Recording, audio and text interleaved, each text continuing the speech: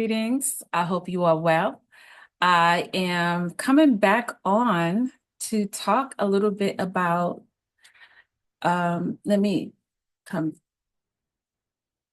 back into greetings. I hope you all are well. I am here to share in the Isaac Cooper updates and kind of summarize in a shorter period of time. So I'm going to time myself a little bit because I get so wrapped up inside of the stories that sometimes I am giving so much detail. So I'm going to pull back on the detail and try to give more big picture ideas around research strategy, ways that you may find your ancestors in unexpected ways, and open your eyes to new record sets. So that's been an interesting point of view that I'd love to share with you. This is simply a place of kind of understanding and just also learning about someone that may have lived around your ancestor, even though it's not your ancestor.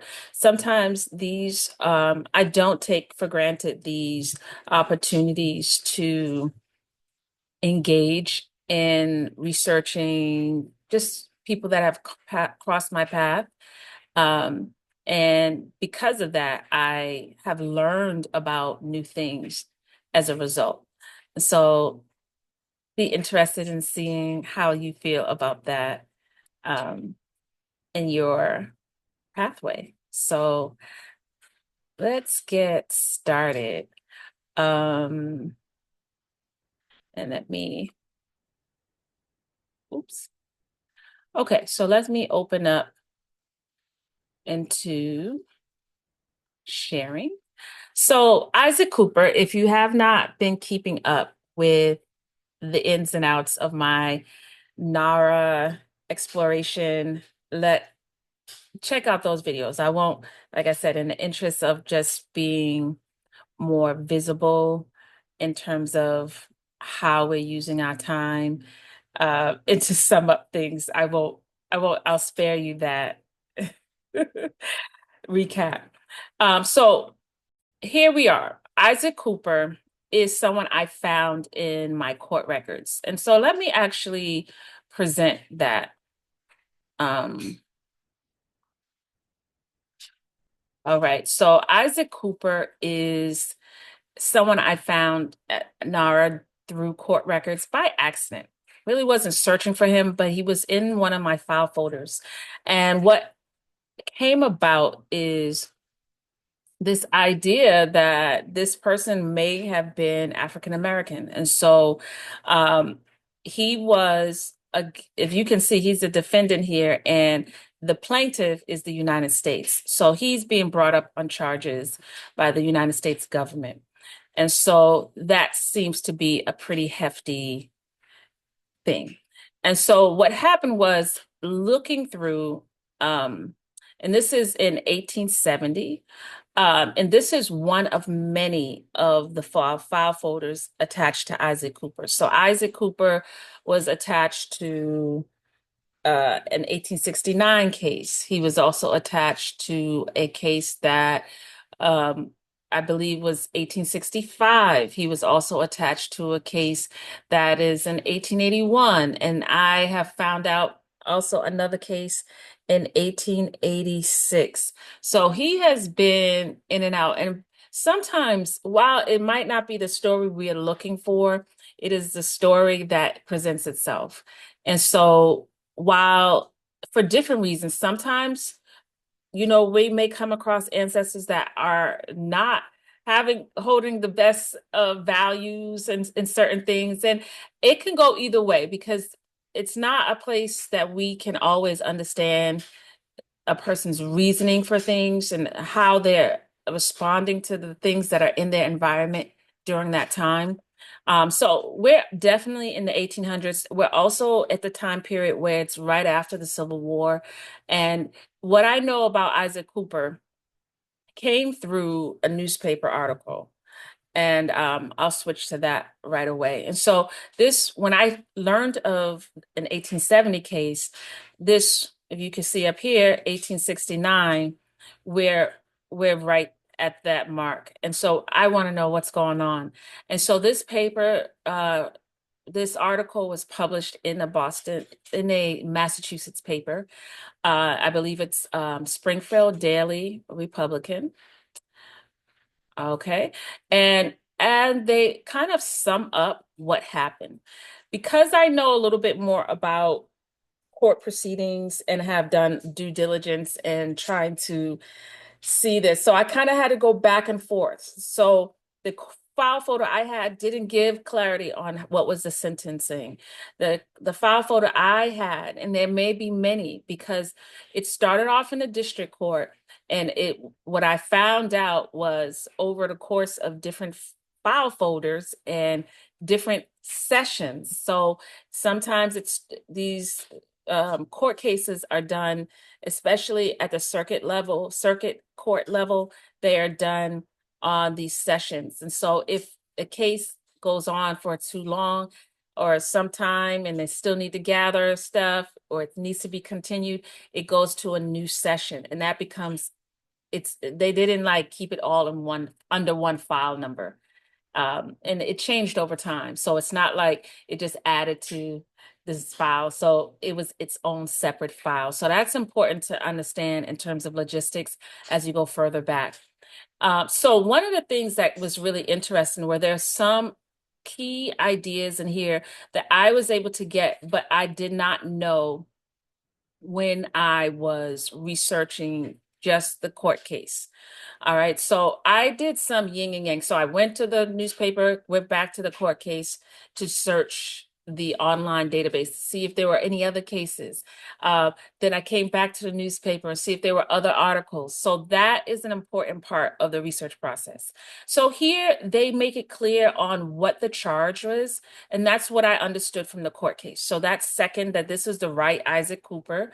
And so the charge of forging and causing to be presented at a second auditor's office in Washington, blah, blah, blah, blah. They go through this kind of very formal way, but essentially he was tried for attempting to defraud the government. And so they go a little bit into his history because they're like presenting him um, beyond just this case. And so for this case, he was accused of essentially running a hustle where he would sign or forge the signature of people who were already had completed their military service, and they were due some type of bounty check or bounty payment. And so if you can think of how non-tech savvy organizations were there, and think of how many hacks and stuff happen today with all of our tech, you can imagine how someone could think they could get away with. They had the mastermind and they're like, well, they'll never catch me. And so what happened was, I think because of the time period, it kind of mentions it in this article, that they actually were in a space in such a way that the it was after the Civil War. We had the Freedmen's Bureau. Even in the court case, they're kind of like using information about the Freedmen's Bureau in there in terms of all of these offices that they were using to report to. And they were trying to clean house. And in that process, they found out that the person that was inside of there were number of people inside of this branch of a certain military database, so so to speak, and they either had been paid more than once, that they had received the bounty more than once, or they were inquiring about their bounty, but on their records they have already paid. And so essentially he was receiving the bounty and it was being sent to his address, but he would forge their name. And he even they say that he's mulatto. Um, and that he kind of essentially they're saying like he looked the part of like a convincing person in that regard. Something else I want to mention here, which was kind of, interesting. Like I was like, what? Um, they talked a little bit about his history, but they said that um, he was using a company. Like he had the know-how and the wits to like, they said he created this false agency and he used his name. It was this I.C. Cooper and Company. And what got him caught up is that the addresses were starting to line up to the common place that these checks, or yeah, I guess they would be considered checks, were being sent to. And so one of the people that was accused of, or not, or questioned about him receiving it and receiving it twice, was a Richard Turner.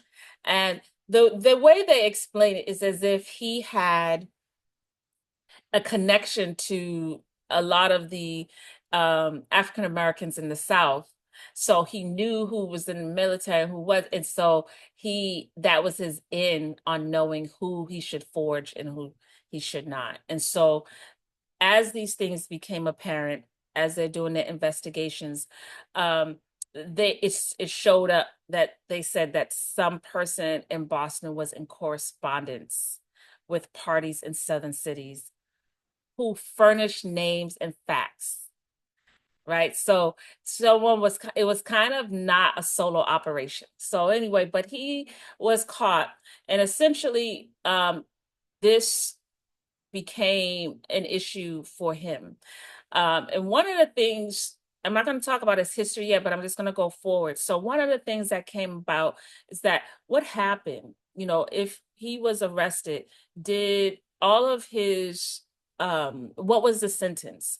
And so at the very end of this article, they talk about how the jury, so it was a jury trial, that they returned a verdict of guilty. And so that now finding out what that means, that's something else. So it says he was sentenced for 4 years in the state prison. Okay, so stay with me now. Um, so I actually think when that came about, there were some other things in terms of my research to try to figure out, let's confirm that, right? Because uh, thinking about media, which at that time really was centered around this written newspaper, and thinking about what was missing in the court case, and also trying to really find out who he was, what he did. And so what I went to Family Search. And what you'll find in Family Search is I wanted to know if he was convicted in a state prison for 4 years, is there a record set that connects to that?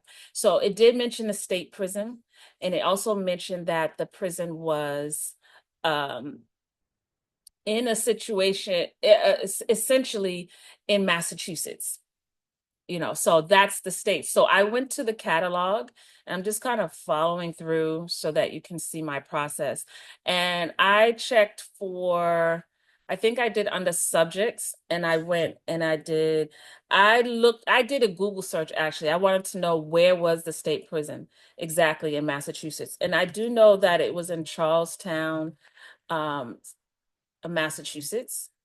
And so I'm putting this in, and I believe that was the search. And so, um, okay, so I think I did state prison, and then I'm putting Massachusetts as the place, and let's search here. Oh my goodness, 1 second. Let me try to get um,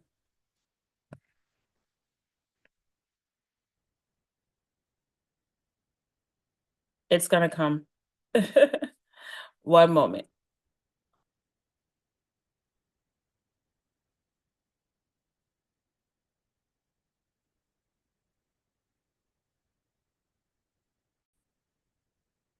Okay, so I didn't want to waste too much time, so I paused my video. But I wanted to come back and say, so I, instead of I put in the subject, I put Massachusetts State Prison in the keyword search. And so in the keyword search, you can see a whole bunch of things that have Massachusetts and a connection. And one of the things that came up, and I thought it would come up for a subject um, just because I had prison and Charlestown. But anyway, the title of the record is Charlestown State Prison Records. And so I went into this set, and this is available online, which was really great. So one of the things it's like what you want to start to document is like what information you got from what you saw in one record set. And then, I mean, if you can almost draw the arrow to see, what did this record set lead you to? What's the next record set that it leads you to? And what information can you get from it? And where did that record set lead you to? And so you want to draw those kind of arrows. But here, this was really interesting. Like I found that this record set, and it may be true for other prison record sets, but I found it to be very organized and easy to search, even though it's not indexed. So one, it has an index for the period of 1805 to 1930. And it falls right in the timeline I need. I'm looking at 1870. And so I can look at it. What I find on here, the index itself, when you look at this part is the first part of the index. I'm looking for something 1870, so I'm looking for, where the time period here, 1857 to 1882. So that's where I'm starting to look at it close up. And so as I look, it's in alphabetical order, which is helpful, right? And so I get to the C section. Um, and once I get to the C's, what happens is I get to see the number that's associated with it. And I'm going to blow this up just a little bit so you can see. I believe he came out right away for me. Um, so let me see. I kind of remember what part of the page he was in, but we're looking for Cooper, and here he is. Um, and this number is associated with him. And so it did say that he was discharged, right? So that's important to know that he came in and he was discharged. And so now that might not have been the case. I don't know if he died while he was, there's some people here that have died. Like not everyone gets discharged. So we want to confirm different things so that we know, let's go back to the stacks and look at some more. So once I found out that number, I went back into, I left the index, so it's 7637. And so I'm going to tell you another thing. So like, I only knew of this one case, but by me checking this, I was able to find other cases that connected to him just from this one document. And so here I am. And it has 792, and it's a long process. So let me just see. I don't think I wrote down the page number, but it's around let me see if I can get to 7692 um pretty easily. So I'm in the 87, so I went a little too high.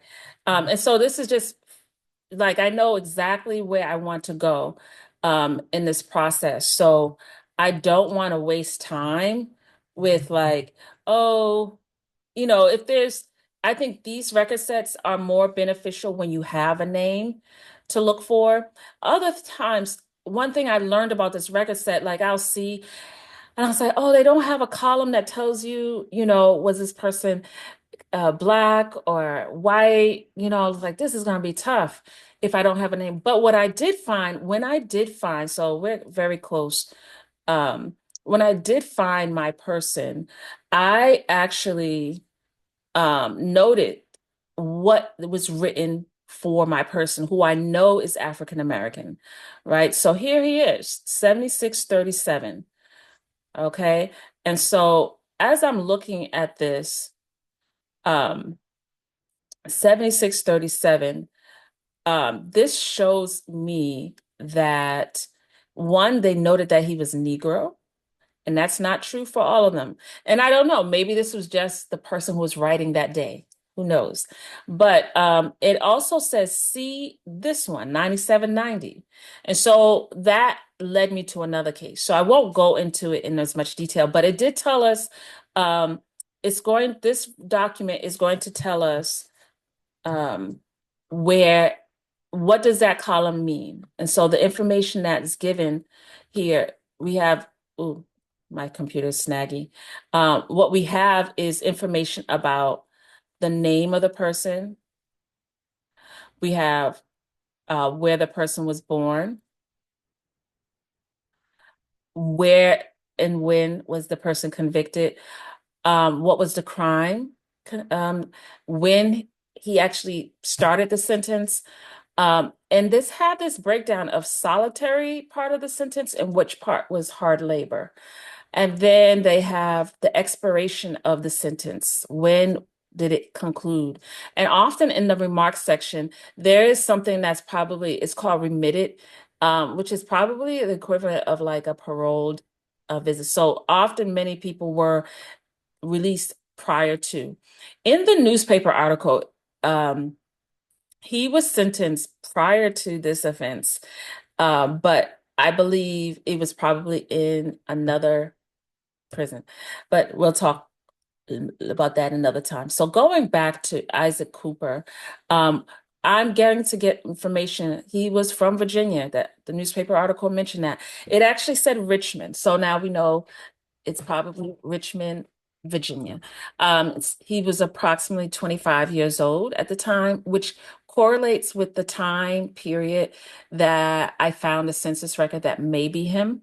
And so he entered into this facility um, in 1870, and the charge, and it was at the Boston Circuit Court, U.S. Circuit Court, and forging affidavits with intent to defraud U.S.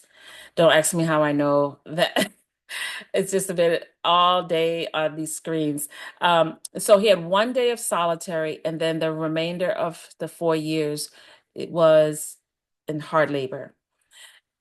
He was released in 1874. And so the thing about it, he was supposed to be released 1874, but when he was actually discharged was October 27th, 1873. So he had 93 days remitted. And so that helps put us back into the scope of things. So what happened um in that space is a lot of stuff, right? And so I, of course, went back to newspapers and found, okay, so he lived through that sentence. He wasn't in this place, but what we find when I started learning about that is I went um back and I was like, okay, so he got out of jail in 1874. Let me start my search for Isaac Cooper's in this place. And other things that mention his whereabouts. And so we found another forger in Limbo. So this was published another place, guess what, in Boston. He also decided to um, forge another thing. So it wasn't a military issue now. He was doing checks. And so apparently um, he had been wanted in Boston for, and they bring up the charge before as being a noted forger. So they're stacking it.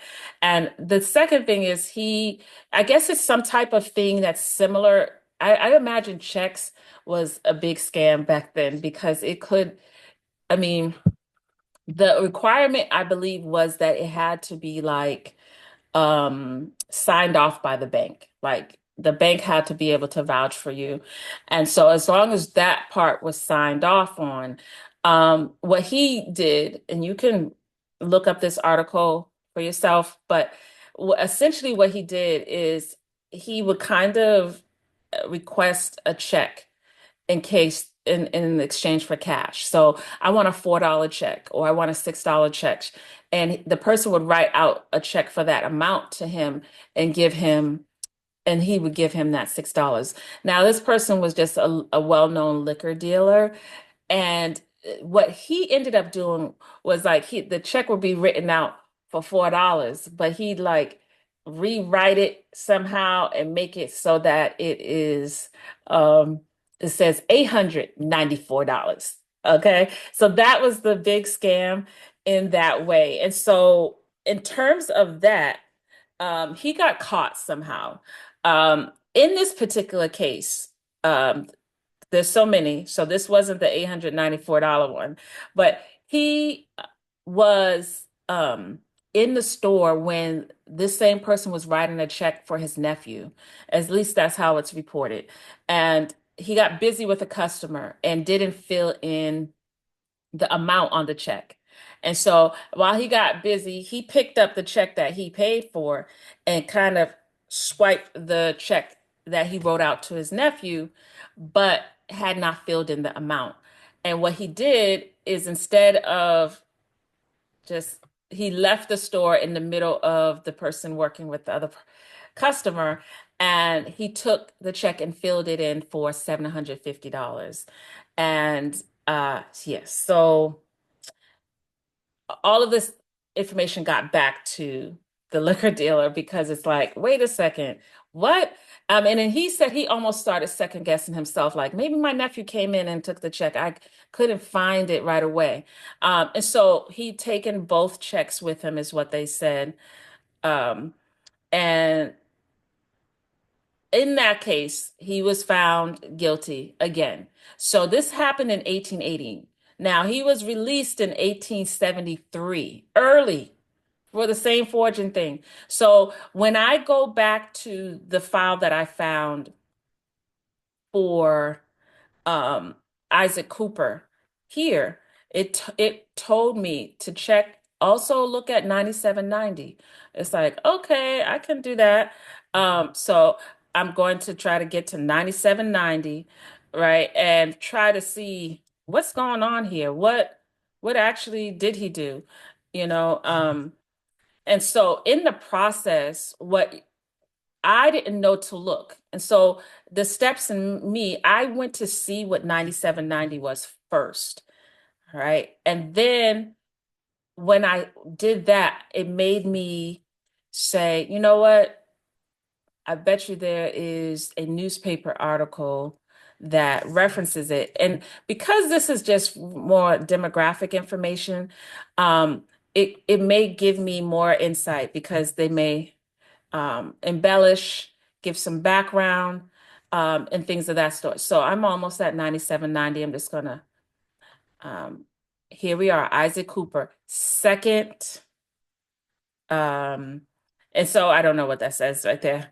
But they do note he's a Negro again. So I think that is a customary way that they're identifying people. He's the same person from Virginia.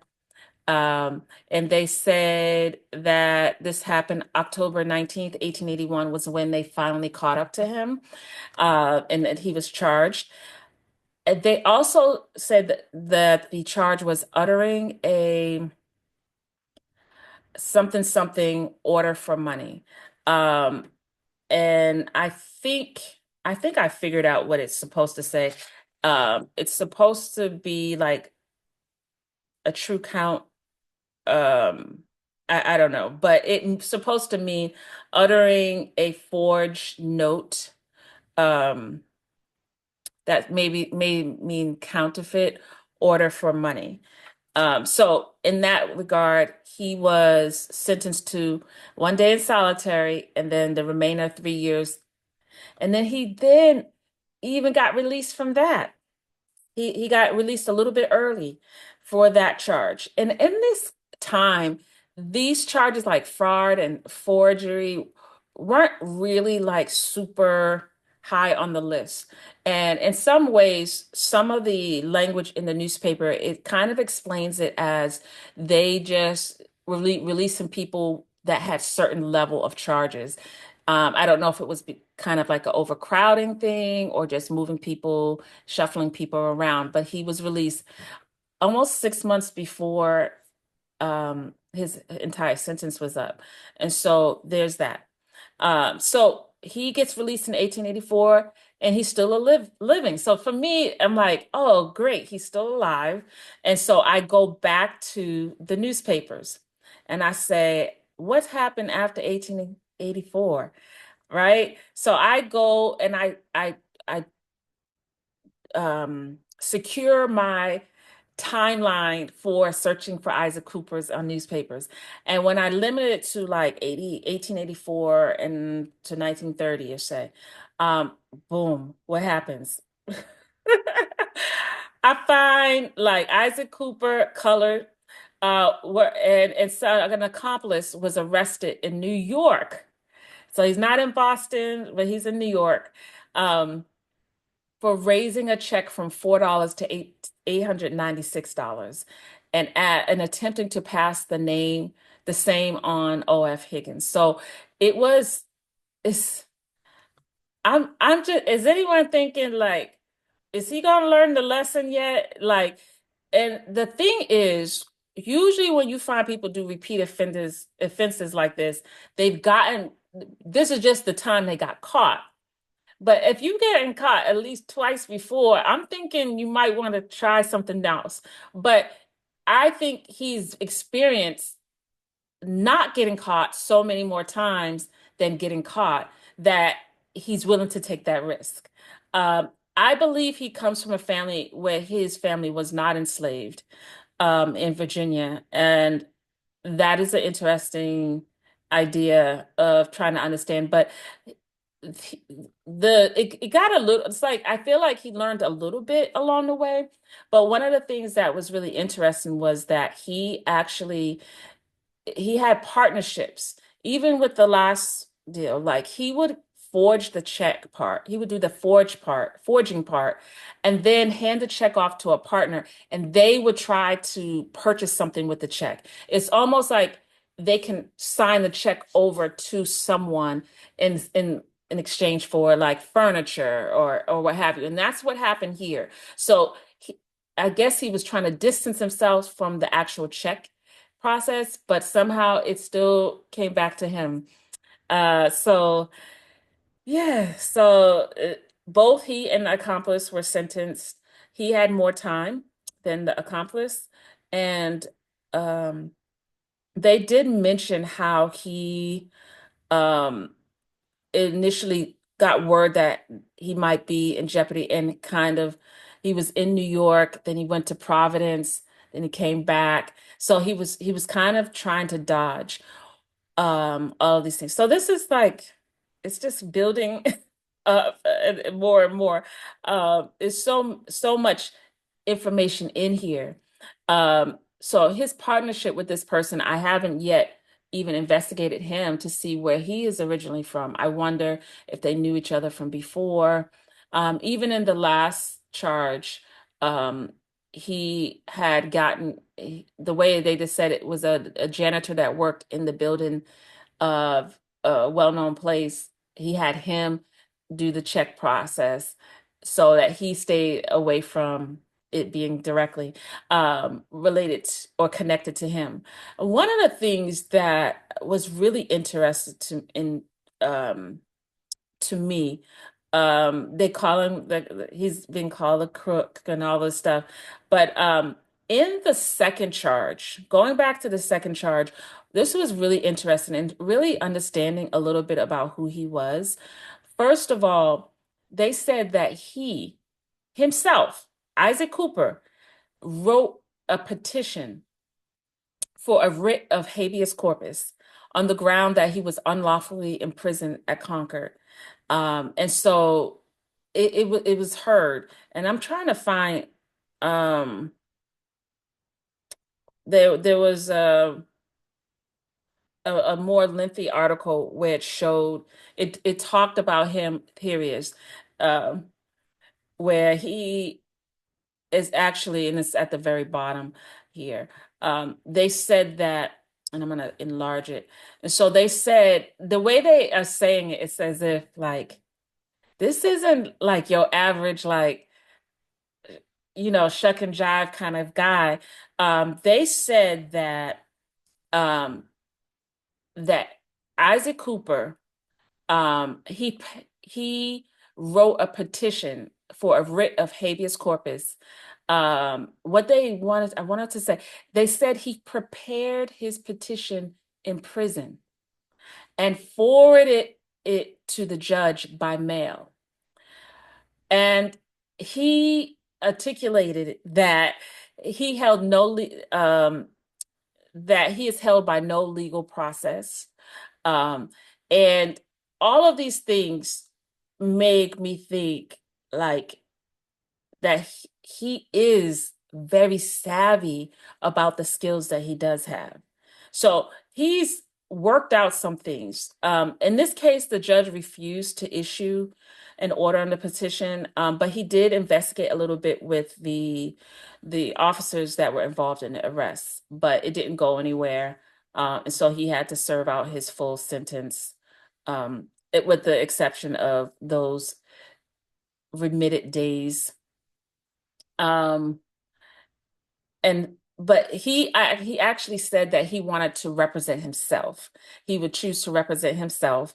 And the judge said that he wouldn't hear his side, that he would have to engage counsel to do it on a written brief or do it on a written brief. So those were his options.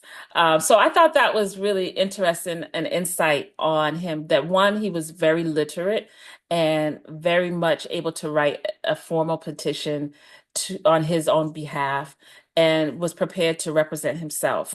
So they're saying a lot. We're learning a little bit more. And so when I find an Isaac Cooper in Virginia, in the Richmond area, that matches his age, that as according to his military records, um, and it's in 1850, I'm not surprised. I'm not surprised. I think that's definitely where we could find it. And I just wanted to share a little bit about I'm going to close out here, but this on his military side, like one, uh, in terms of research, like this is him. There is some area where it mentions where he's from. So I did mention, so those were his three arrests with regard to forging. But what I didn't mention in the initial newspaper article, he did just come off of serving another prison sentence due to him being a deserter. So he was signed on to the 5th Company C, 5th Regiment of the Massachusetts Colored Cavalry. And he signed up. They note that he's from Richmond, but he enlisted in Boston. And some of those points are noted, like there's about 14 different sheets to his military file. So I'm not showing it in its entirety, but it does show that each year they kind of make note that he's on duty. Um, he he was here on May 1864. He was there. July in August of 1864, he's deserted. And they're saying July 6th, he deserted from this particular place in Maryland. In fact, they go on to say in like more notes, I just took some excerpts, that he was assigned to be the acting drum major for his regiment and of his company. And because of that, I'm guessing that made it more noticeable when he tossed the drum major stuff, and they said he was found about a mile away from the point of conflict. And so that was a certain issue there. In his defense, he said he just volunteered to do it. He was really a sergeant major, and he didn't have to. He also brought in other things. And this, because of his track record of like running scams, um, I really don't know if this is a true statement for him, but as a researcher, this may be information that something he must have heard in the water, or got a whiff of that these were in existence, that he tried to use that in his defense as well. He said he had British protection papers and claims to be a citizen of Montreal, Canada. And so that and so he had some of these letters in his possession. And so that's I've not found that yet. So far, on this side, there's so much around semen protection certificates and things of that sort. But it would be great to start to look at the National Archives in Canada, their archives, and they may have something that connects to British protection papers, or if that is something that we can look at more historically. So that's the part that we want to center on. So let's let me see. So this is some of the stuff that was in the court records. It just tells you, who is bringing the charges, and kind of like what kind of bail was put on them and what's the next step. And so he had a bail of $2,000 to show up in court, and they said he was jumping around, so he wants to get out of Dodge, honestly. And so I think it's interesting to note. So I'm only at the third charge, and so I'll close out by saying what I don't know.